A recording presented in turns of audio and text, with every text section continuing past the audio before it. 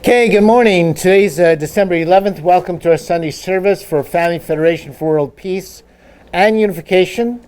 And I'm Reverend Walter Frank Jr., pastor of Heavenly Parents Holy Community of San Diego.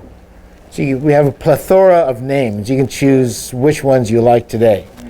Anyhow, let's see. We're going to talk about remembering Pearl Harbor from Reverend Moon's perspective. Because last week, December 7th, we remembered Pearl Harbor. I don't know if you cared about it or remembered. To me, it's a very significant day. And it's a day the world changed in dramatic ways. And some people think it's just a political battle or a battle over oil or natural resources. But that wasn't the meaning of Pearl Harbor Day at all. So we'll go into that.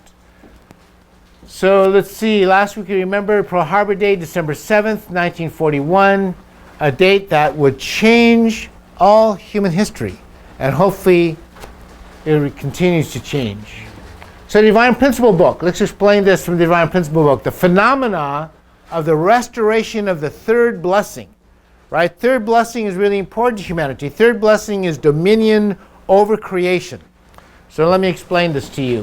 It goes like this, however, man, by losing his spiritual light due to the fall, and by thus being deprived of his internal domination over the things of creation, fell to the status of a barbarian with a spiritual sensibility as dull as that of the animals. In fact, duller than animals mostly, because spiders at least know how to make spider webs.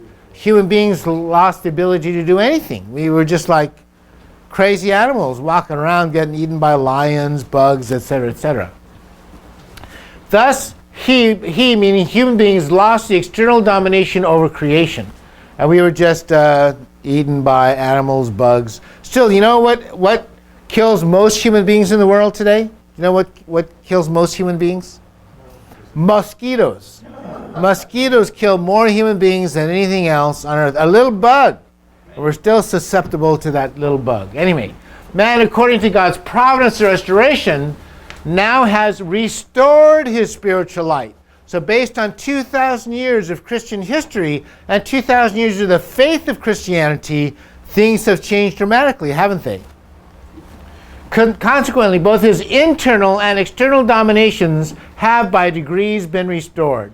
Therefore, scientific development in the present day has also reached its highest degree, so it has come about that modern men have created an extremely comfortable living environment, right? We're not in San Diego, we're not killed by mosquitoes or bears or any other kind of animal. And we have pure water, fresh water, and we drive around and grow fat eating the greatest food on earth, right?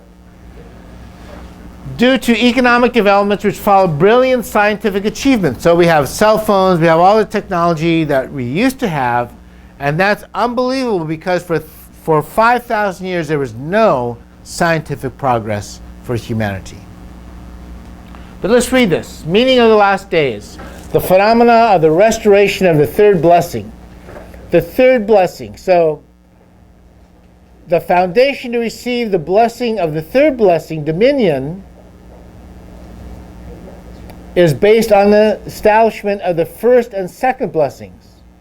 Divine Principle. Second, the historical trend of fallen men's restoration of the freedom of the original mind is further proof man was deprived of freedom of coming before God because due to the fall, he came under the dominion of Satan and has ever since been restricted in freedom, right? From the first human civilization, slavery was created. Sovereign kings of pharaohs. Last night, David and I were watching about the pharaohs who built the pyramids, and that pharaoh was sort of a slave driver for his own people, forced them to build the pyramid, and made them suffer terribly, right? On the other hand, the peace treaty of Westphalia between Protestants and Catholics was a giant worldwide restoration of Cain and Abel. This is from the Encyclopedia Britannica. So some people don't like the Wikipedia encyclopedia, so I switched to Encyclopedia Britannica. Okay, this is what happened at the Treaty of Westphalia. Western Christian nations have religious freedom. That's from Britannica. even more important than the territorial redistribution was the ecclesiastical settlement. That is, there was war between Catholics and Protestants, right? Lutherans and Catholics were going to war. It was called the 30 Years' War between the Holy Roman Empire, the northern German states. They're at war. And so eventually, though, this treaty between Protestants and Catholics took place.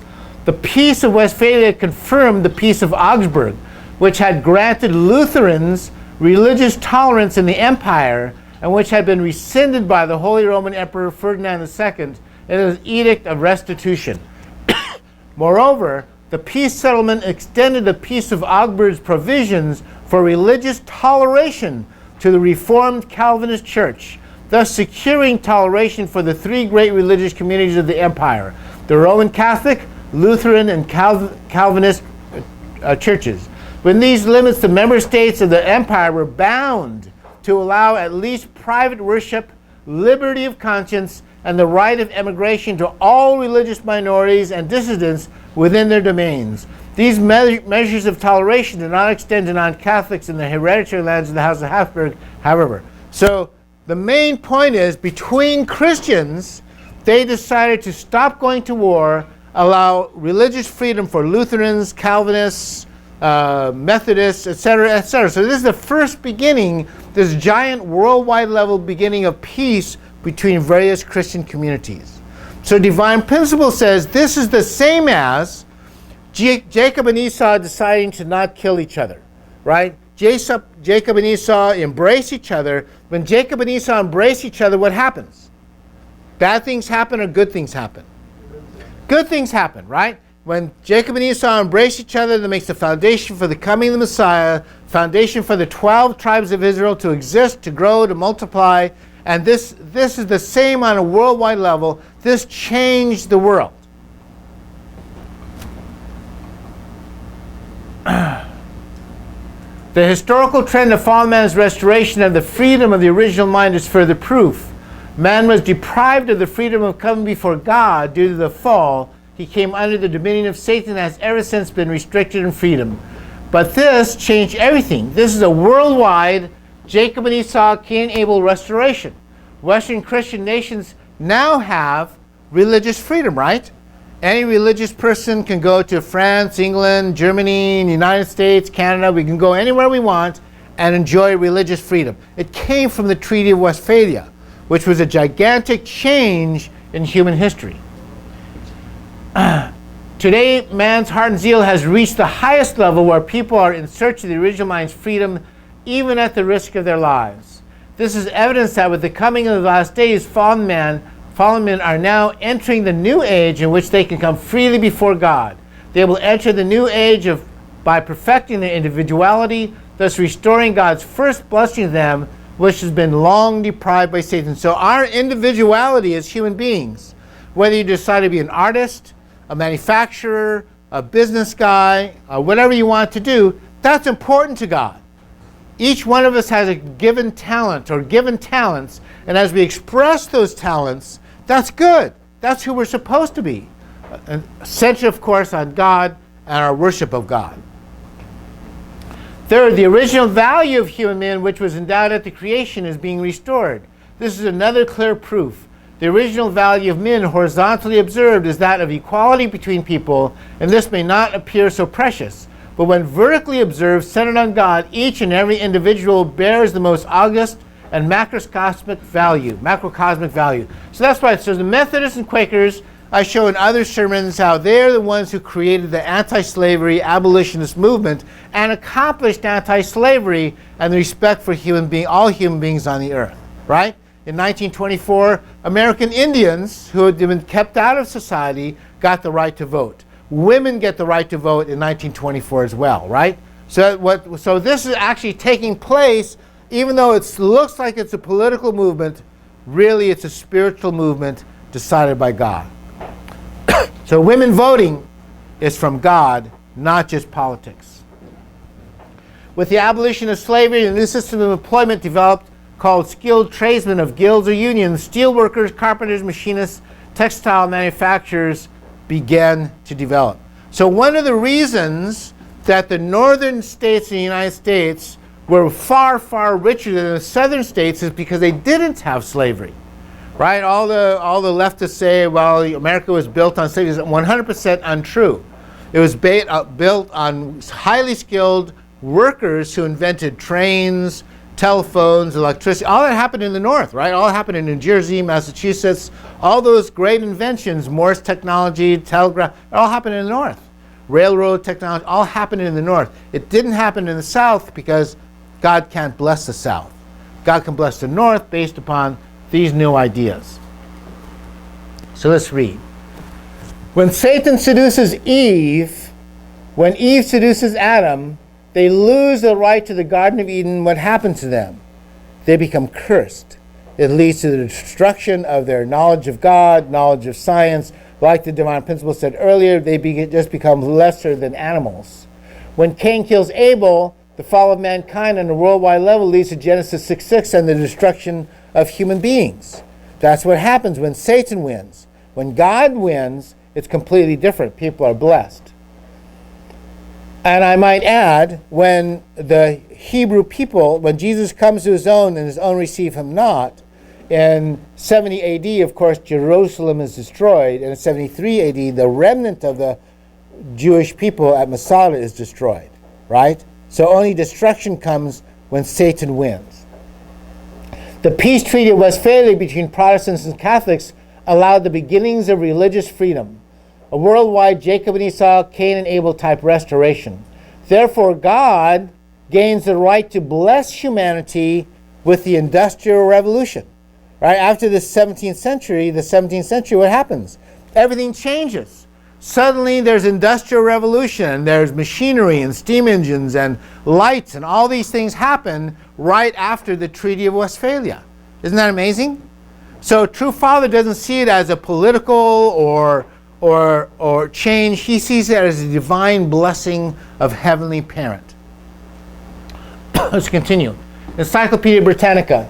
The Industrial Revolution was a transition to new manufacturing processes in Great Britain, continental Europe, and the United States that occurred during the period from 1760 to about 1820 or 1840. The first Industrial Revolution, right? This is when steam engines were created, trains were created, steamships were created, Morse created the telegraph, etc., etc. This transition included going from hand production methods to machines, new chemical manufacturing and iron production processes, the increasing use of steam power and water power, the development of machine tools, and the rise of mechanized factory system. By the way, this is really important to True Father. Remember, Father created a little company called Tongyil Industries? He said because this idea of machine tools is God's blessing to mankind, and we need to be on that wave. So I was a member of SALO for a long time. And what our goal was to introduce manufacturing equipment to the rest of the world, which we did, by the way. Output greatly increased. And what happened? And a result was an unprecedented rise in population and in the rate of population growth. So human beings now, instead of the destruction in Genesis 6:6 of human beings, based on this, what happens? The population is safer, healthier, has a better standard of living, becomes educated. All these things are taking place because of the Industrial Revolution. The Industrial Revolution marked a major turning point in human history, comparable only to humanity's adoption of agriculture with respect to material advancement. The Industrial Revolution influenced in some way almost every aspect of daily life. In particular, average income and population began to exhibit unprecedented and sustained growth. That's a blessing from God. Doesn't come from politics, it comes from Heavenly Parent. Some economists have said the most important effect of the Industrial Revolution was the standard of living for the general population in the Western world began to increase consistently for the first time in human history. And that is because this idea created mostly by engineers, skilled tradesmen, society created what? In order to do this, people saw the benefit of engineers and skilled tradesmen, so we created schools, libraries, apprenticeship, training in mathematics, reading, etc. So now, for example, United States, France, England, literacy is generally 100% in those countries. Because literacy is 100%, people can study, read the Bible, for example, and all these things. The first printed book was what? The Bible, right? So Bible changed all these things. So Divine Principle says, the cause of the great world war is viewed from the providence of restoration through indemnity. As we have already noticed in history, after the medieval age, the fundamental spirit of democracy is to realize the purpose of an able-type view of life. That is a God-centered view of life with prosperity for human beings, right? That's the industrial age. Therefore, democracy is necessarily in pursuit of the world under the idea of creation, following the natural tendency of the two characteristics, internal and external, the original nature of man. So internal causes the Christian cultural freeing of slaves, education, all these things, but the external original nature of man wants to have a better heavenly world where everybody has enough food, right? In the United States, everybody has enough food. France, Germany, Western Europe, people have enough food now. That's amazing. That never happened before in human history. It comes from this industrial revolution. So here's what this is about. The cause of the great world wars viewed from the providence of restoration through indemnity. So Reverend Moon doesn't think these wars are caused by politicians. It's caused by the struggle between Satan and God to save mankind. The great world, again, this is straight from Divine Principle. The great world wars broke out because of the last struggle of Satan trying not to let his opponent take away his sovereignty. So democracy, freedom lets people decide, religious freedom lets people decide how and when and where to worship God, right? Satan doesn't like that. As we have already seen, due to the fall of the first human ancestors, Satan has always realized in advance the non-principled world. The cause of the great world war is viewed from the providence of restoration through indemnity. So Satan's answer to all this freedom, all this technology, all this success of human beings, all this education and religious freedom, his answer is totalitarianism. Totalitarianism is a political ideology which denies the dignity of man's individuality and the freedom of speech, publication, meeting, and association, together with the basic human rights regarding the state and the parliamentary system, which are the basis of a democratic political ideology of the modern nations. And it insists that any individual or group should exist for the benefit and development of the whole nation or state. Therefore, freedom under this system may be defined not as a right for any individual to claim and enjoy, but as a duty or sacrifice one should pay for the whole. So if we examine the Axis powers, Nazi Germany, Imperial Japan, fascist Italy, this is what we see. We see people denied religious freedom, right? It goes on to say Hitler, you know, one of the things Hitler did was because of Lutheranism was the dominant religion in Germany, then all schools, all public schools had a picture of Jesus in their public school system. Hitler took that picture away and put Hitler's picture there instead.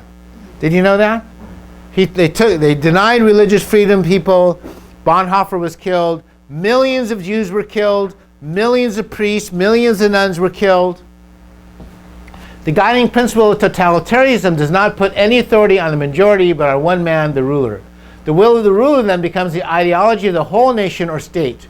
To draw some examples of such totalitarian political systems, there have been those of Mussolini in Italy, Hitler in Germany, and the dictatorial government and the militarists of Japan. So what this is saying is, World War II is not just about political power. It is about freedom of religion. That's a central point of this explanation. The cause of the Great World War is viewed from the providence of restoration through indemnity. Japanese militarists, so this is in the Divine Principle book. If you go to page 222, Preparation for the Coming of the Messiah, Japanese militarists during the World War forced every Korean church to install a kamadana, or household altar of Japanese Shintoism, and they compelled the Christians to worship at Japanese shrines. So now the Treaty of Westphalia, which gave religious freedom to people, is now being taken away by the militarists. I'm not going to explain all of Germany. Whoever was against this was imprisoned or killed. Right? Again, Reverend Moon saw these things with his own eyes, understood it very clearly, and through his prayer to God came to understand what this was all about. They especially massacred Korean Christians who had immigrated to Manchuria to escape the bondage of Japan and to find freedom. Thus, the policy of annihilating Korean Christianity, which they enforced even into the latter part of the Great War, was most atrocious. Upon such a ground, we may describe Germany, Japan, and Italy of that day as the nations on the satanic side. Again, it's not about politics to True Father. It's all about religion. It's all about religious freedom. So I thought I'd share some of these pictures with you. This is a picture of Japanese soldiers arriving in Seoul, Korea during the Russo-Japanese War, date circa 1904-1905. So that's the Japanese came to take over Seoul and crush Korean Christianity. This is March 1st demonstrations taking place in 1919. Father wrote about these things. Mother's mother was at this demonstration, right? The March 1st demonstrations taking place in 1919 were one of the earliest displays of public resistance against Japanese occupation. Tens of thousands of Koreans were killed or injured during the protests, and many surviving activists were faced with abysmal conditions of Seidoman prison, right? Father went to Seidoman prison, by the way, in the 50s. So this is some of the pictures. This is, on the other hand, this is the Japanese signing surrender to the Americans, Japanese surrender to Korea, September 9th, 1945. And if you want to see these pictures or read about this, this is a website where you can find these actual pictures. By the way, Father was probably there, do you think? This is surrender ceremonies of Japanese forces in southern Korea, September 9th, 1945. Japanese flag is lowered, U.S. flag is raised. Taken by USS San Francisco photographer. Anyway, you can go to the website, and then there's much more stories and information about these things. Okay, this is, sorry, you can't read that. Watch this. It didn't work. This is American soldiers, 1945, disarming Japanese forces. They're actually taking away their guns, pistols, rifles. Japanese troops stationed in Korea Peninsula disarmed by U.S. forces. Isn't that amazing? Right? Who freed Korea? It's right here.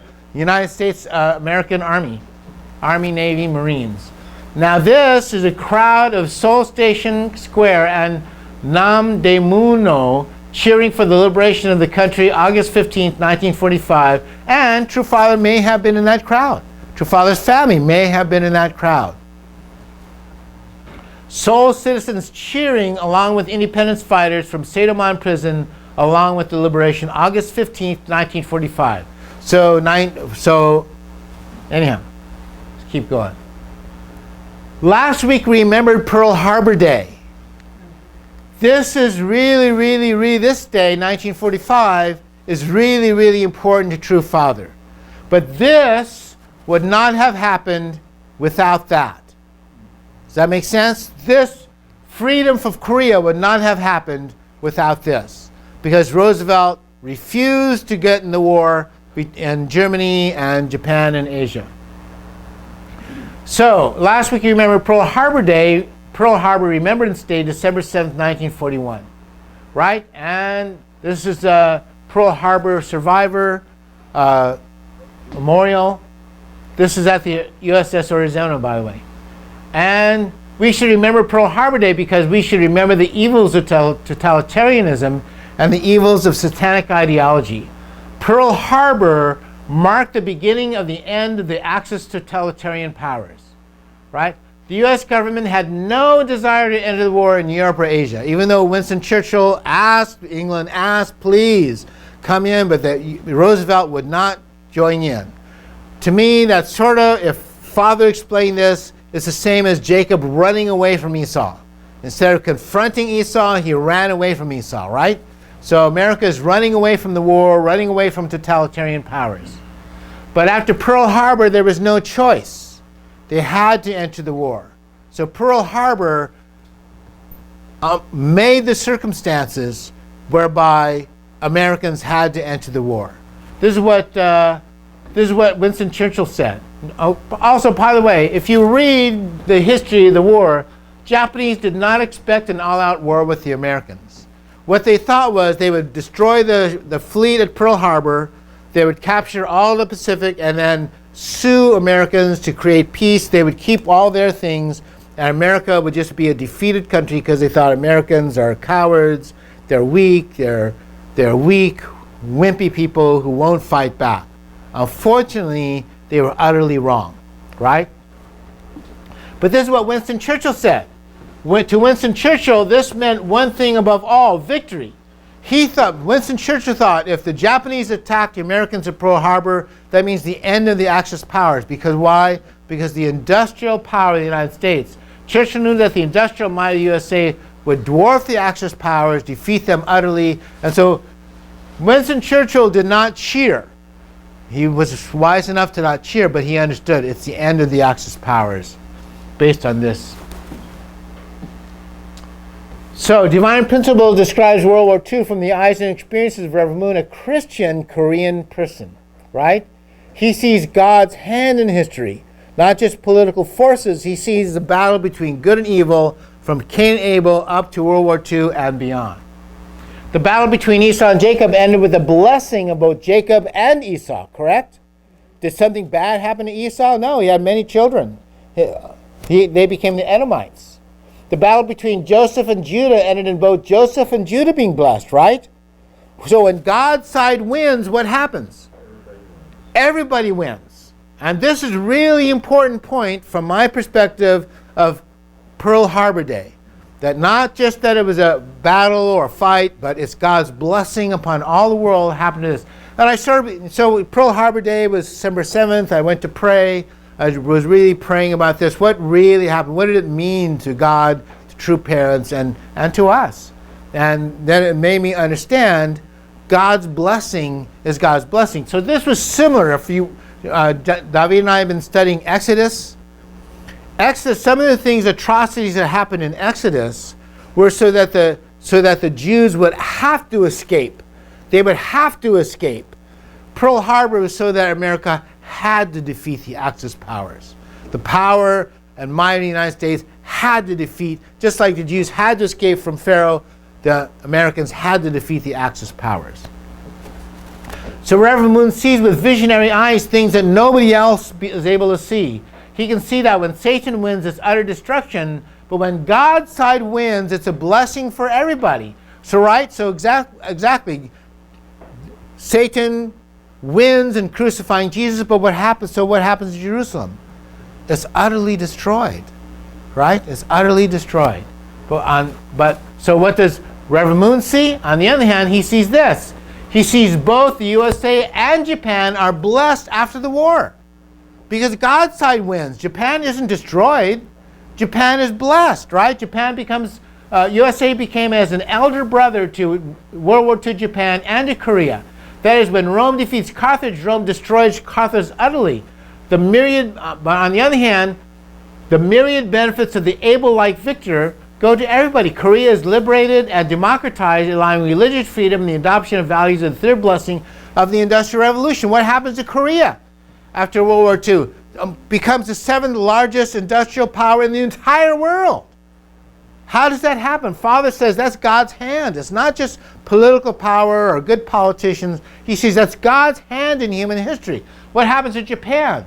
Democratization and industrialization and adoption into the Western powers of Japan, Germany, and Italy.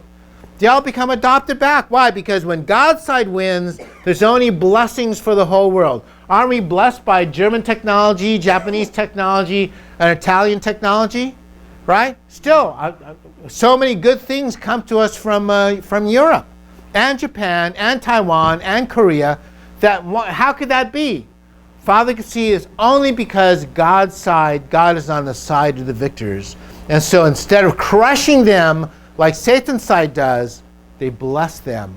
Right? The Americans sent teachers, billions upon billions of dollars to Japan, Korea, Germany, Italy, all these countries to rebuild them, right?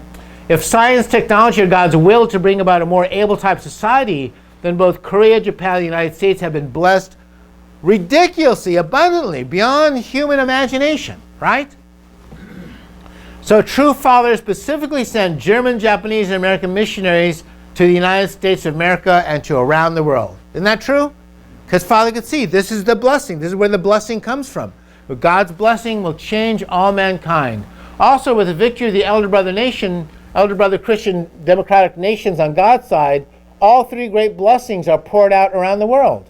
Freedom of the colonies of Europe, such as India, Singapore, Sub-Saharan Africa, Philippines were freed by Philippines were a territory of the United States. The Americans said, no, why don't you guys just become an independent nation? Freedom and democracy for the Philippines, an enormous further continual blessing in technology, food production, communications, medicine, and the Christian cultural spheres changed the whole world, right?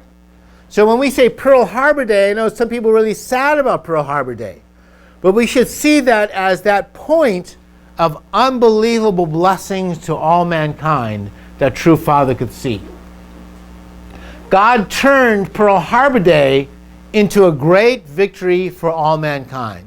Although Satan thought it would be a victory for Satan and evil, God turned it into a tremendous victory for all humanity in the entire world. Unfortunately, there were those who passed in the spirit world. 2,403 American sailors, the military, were killed at Pearl Harbor. So what does God do about those people? Will or can God forget them? No, absolutely not. Those sailors, soldiers, and Marines were killed defending not the USA, but listen to this. This is the important part. They weren't defending the United States of America because God's dispensation was working through the America. They were defending God's providence of building a heavenly society on earth. So God has to remember them and has to respect them. This is the Memorial Day sign I emailed to everybody. Our flag does not fly because the wind moves it. It flies with the last breath of each soldier who died protecting it. And again, it isn't just the United States. It's a worldwide providence of God that those soldiers, sailors, and Marines accomplished, right? Jesus said there's no greater love than a man laid down his life for his friends, and that's what those people did. I'll show you one more sign. Little Angels Children's Folk Ballet of Korea honored the Korean War's 60th anniversary at Arlington National Cemetery. Remember they came to San Diego? This is some of us. Here's Sidel and Robert, and I think that's Hanmi. And then here's Alex and Jacob and a couple of our kids. And Toshiko-san. Is Marcus in there? And here's Lorena. Here's Lorena. And next picture, there was Mai. There's Mai there. I think that's Mai.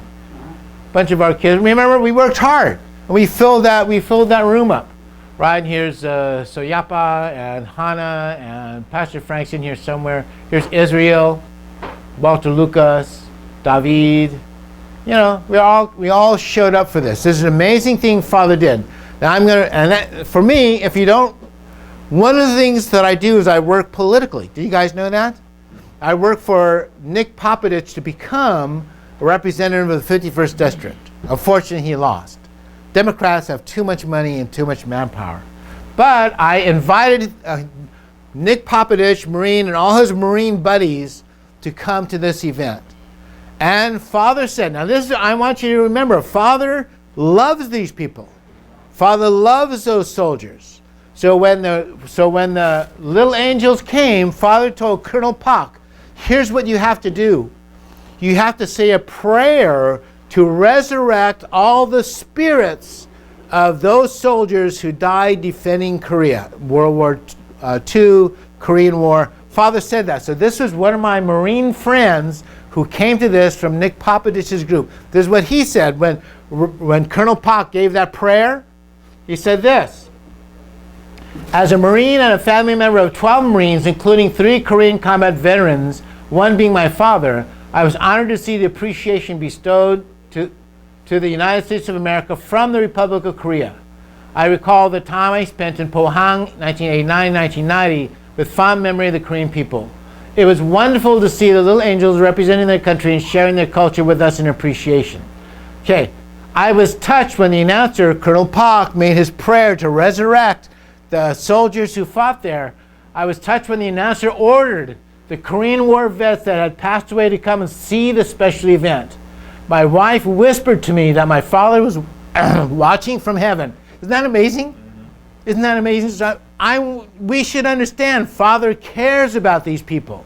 Father understood what they went through and that they were not just defending America, they were defending God's providence on earth. He says, I am very grateful that after 6 years, our true allies and friends in the Republic of Korea did not forget the sacrifice of our nation. And who did this? True Father did that. And by the way, one thing I was thinking about in prayer, who paid for the little angels to go all around the world? Who do you think paid for that? Who do you think paid for it? Not just the church. Japan. Don't you think Father got all the money to do this from Japan? Yeah. Does that make more sense? That Father would ask Japanese to fundraise like maniacs to... Why? That's restoration history, right? That's Cain and Abel restoration history, that our Japanese brothers and sisters would pay for all these people to travel to all 16 countries. They went to all 16 countries, not this USA, many states in the United States, many countries all around the world that participated in the liberation of Korea. And the main point was Colonel Park's prayer to liberate the ancestors of all those who had contributed to the liberation of Korea. Does that make sense? Not because it was a political liberation of the political state of Korea, because it was a defense of God's providential nation and God's providence on the earth. So, did the struggle to overcome Satan's effort to destroy the worldwide three great blessings for humanity cost the lives of many innocent people? Yes, it did. And it created indescribable suffering, which I won't describe because it's just too terrible. However, as I always believe, Revelation 21, and I saw a new heaven and a new earth, for the first heaven and the first earth were passed away, and there was no more sea, no more evil sea, no more Cain-type world, no more evil. And I, John, saw the holy city, a new Jerusalem, coming down from God out of heaven, prepared as a bride adorned for her husband. And I heard a great voice out of heaven saying, Behold, the tabernacle of God is with men, and he will dwell with them, and they shall be his people, and God himself shall be with them and be their God. And God shall wipe away all tears from their eyes, and there shall be no more death, neither sorrow nor crying, neither shall there be any more pain, for the former things have passed away. Did many people sacrifice their lives to defend God's providence? Yes. Did they suffer terribly on earth? Yes. But will they be rewarded in heaven? Absolutely. Every tear, every sorrow, every suffering, every loneliness, every hurt will be wiped away from their eyes, from their memory, and the kingdom of heaven. And he that sat upon the throne said, Behold, I make all things new. Amen? Amen. Amen. Thank you very much for listening.